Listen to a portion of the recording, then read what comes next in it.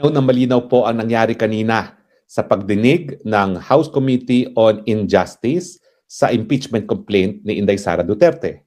Bagamat ang trabaho lamang ng House Committee on Justice ay magdetermina kung mayroong sufficiency in form, substance at probable cause, nag-issue na kung ano-anong mga supinas ang komite na nagpapatunay na wala pa po silang sapat na ebidensya para madiin sa isang impeachment ang ating Vice President na si Inday Sara Duterte. Sinupina po nila ang mga Statement of Assets, Liabilities, and Net Worth at ang mga iba pang mga bank documents at pinaa-attend din sa pamamagitan ng isang supina ang isang nakakulong na testigo na si Madriaga, nakakulong dahil sa 2 counts of kidnapping for ransom. Sa ating batas po simple lang ang prinsipyo.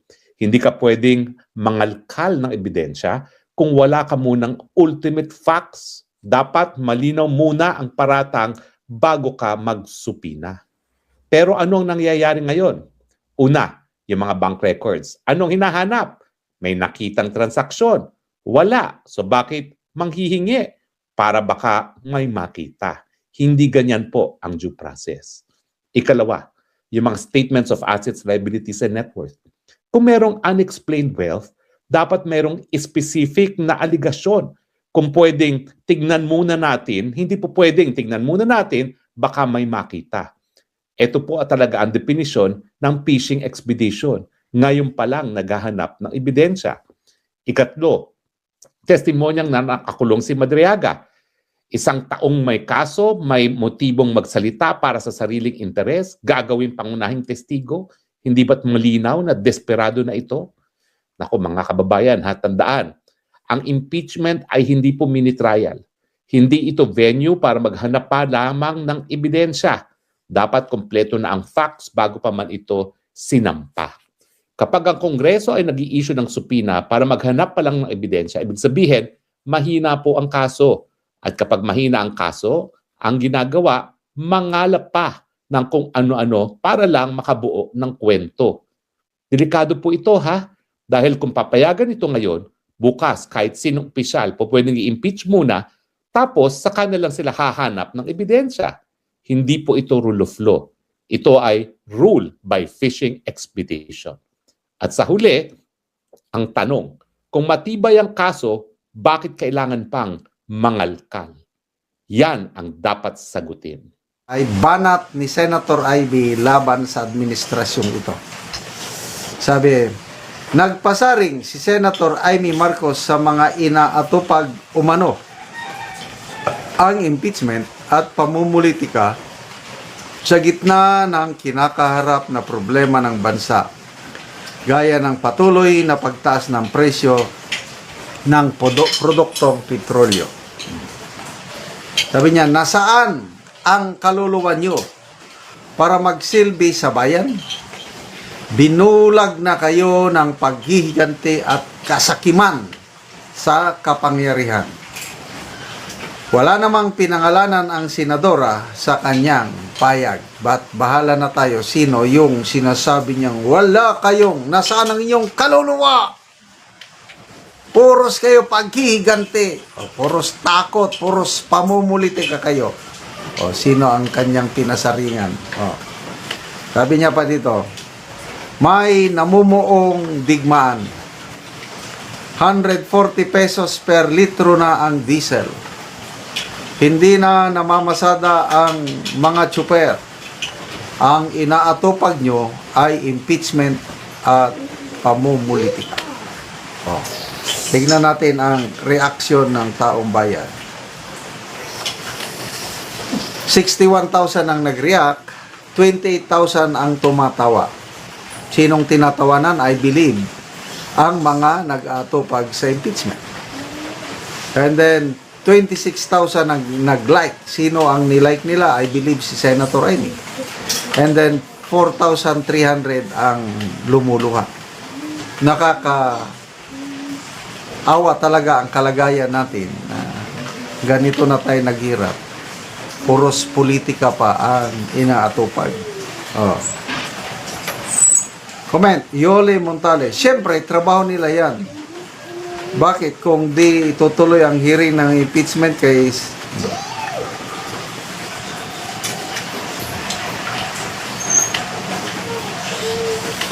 Okay,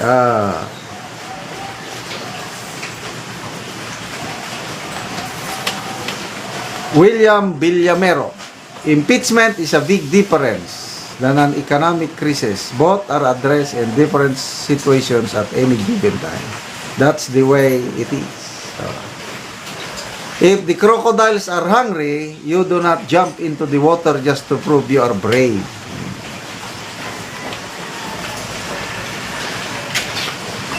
You drag the fight into the land where proof matters more than performance. Good decision for BP Sara. Yung hindi pag-attend ni BP Sara sa hearing, that's a good decision, sinasabi dito. Kasi nga, tama. Ang mga buhaya nasa tubig, sa ilog. Eh bakit ka tatalon doon sa lungga, teritoryo ng mga buhaya? Talo ka. Eh, ipaahon mo yung buhaya. Sa lupa, may pag-asa ka. Pwede mo silang matamaan. Galing. Joanne Dichoso, even in the middle of national challenges, impeachment is ang inaatupag. Okay. Sinabi naman ni Congressman Terry Ridon, kaya daw nilang pagsabayin. At tupagin ang namumuong krisis o krisis na, inamin naman nila, at gagawa ng mga measures para maka-cope up tayo sa national emergency. And I believe, nagawa naman nila. Kasi, nandun na yung batas ba yun, bill ba, na magbibigay ng kapangyarihan sa Pangulo na pwede niya nang i-cancel ang excise tax. Ang problema, ang palasyo. Ayaw nilang aminin na may krisis eh. Kung hindi pa nagalit si Senator Ligarda at iba pang senador na nagsasabing may krisis na tayo. Pangulo, wala pa. Anticlair, wala pa. Secretary of Energy, wala pa. O, dahil wala pang krisis, kaya wala silang gagawin. Ngayon, kahapon ba yun, o the other day, napilitan silang ang Pangulo napilitang nag-declare State of National Energy Crisis. Oh. So, hopefully, ma-implement na yung pag-cancel ng excise tax. Yan ang hinihintay ng mamamayang Pilipino. Kasi daw, pag nawala na yung excise tax ng langis, bababa ang presyo ng fuel ng 10 pesos. Oh, malaking bagay yan. Nag-gas up ako kahapon. Pinili ko, ang pinakamahal na nakita ko, 123 dito sa Mindanao. At least may nakita pa kaming 115 pesos per litro, kaya doon kami nag-gas up. Sa Manila ata, yan, nakaabot na ng 140. Ay, di ba mayroon pa lang yung Big 3 na gasolinahan, mahal. May nakita ko 134 ata yung diesel sa isa sa mga Big 3. So, talagang God save the Philippines na lang tayo ngayon. Kaya tama yung post ni Attorney Rowena Guanzon, kaawaan nawa tayo ng Diyos dahil ngayon lang ito nangyari. Yung ganyang presyo ng ang naging advantage lang nito is kakaunti na ang tumatakbong sakyanan.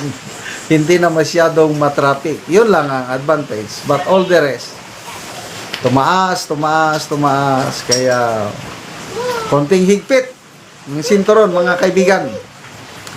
Yung biyahe-biyahe, iwasan. Yung kain-kain sa labas, iwasan. I don't know, how can we survive? Nakasurvive tayo nung pandemic dahil may magaling tayong presidente. Ngayon, aywan ko na lang. Ako, hindi na ako masyadong umaasa sa gobyernong ito dahil iba. Ang priority nila is makalikom ng pera.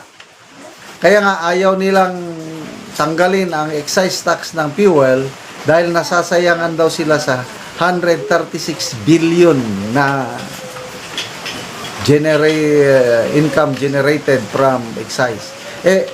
Tayo, kawawang-kawawa na. Ayaw pa nilang tanggalin ang excise tax. So, mas importante sa kanila ang taxes kaysa yung makagaan man lang ng kaunti ang ating hirap sa pagbili ng krudo at gasolina.